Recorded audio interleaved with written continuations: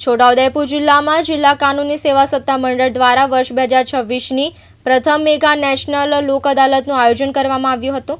District જજ તથા જિલ્લા કાનૂની સેવા સત્તા મંડળના અધ્યક્ષ SM ટાંકની અધ્યક્ષતામાં યોજાયેલી આ લોક અદાલતને અભૂતપૂર્વ સફળતા મળી હતી। જિલ્લા કાનૂની સેવા સત્તા મંડળના ફૂલ ટાઈમ સેક્રેટરી JD સોલંકીએ જણાવ્યું હતું કે આ લોક અદાલતમાં પેન્ડિંગ કેસો ઉપરાંત કોર્ટમાં હજુ દાખલ ન થયેલા વિવાદોના પણ સમાધાન માટે પ્રક્રિયા હાથ ધરવામાં આવી હતી। लोक अदालत में समाधान लायक फौजदारी केसों, चेक बाउंस केसों, बैंकना नाणां वसूलातना केसों, वीजળી बिल संबंधित विवादों और अनेक समस्याओं तेमज ट्राफिक चलन जेवा विविध केसों समाधान द्वारा निकाल करवामां आव्यो हतो। आ लोक अदालत में प्रीलिटिगेशनना 1101 केसों, लोक अदालत 436 केसों और स्पेशियल सीटिंग में 3014 केसों निकाल करवामां आव्यो हतो। मारू नाम JD सोलंकी है।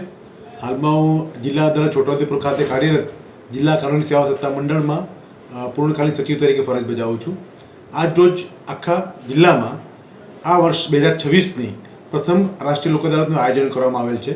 આ લોક અદાલતમાં જે પક્ષકારોના કેસો પેન્ડિંગ છે અથવા હજુ કેસ કોર્ટ પર નથી આવ્યા એ પહેલાં સમાધાનનો પ્રયત્ન કરવા માંગતા હોય તે તમામ પ્રકારના કેસો આજે મૂકવામાં આવેલા છે। અગાઉ પણ આ પ્રકારની લોક અદાલતમાં ખૂબ મોટી સંખ્યામાં કેસોનો નિકાલ થયા છે।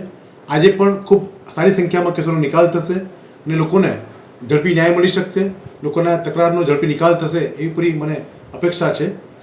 ધન્યવાદ। સઈદ સોમરા, દિવ્યાંગ ન્યૂઝ, છોટાઉદેપુર।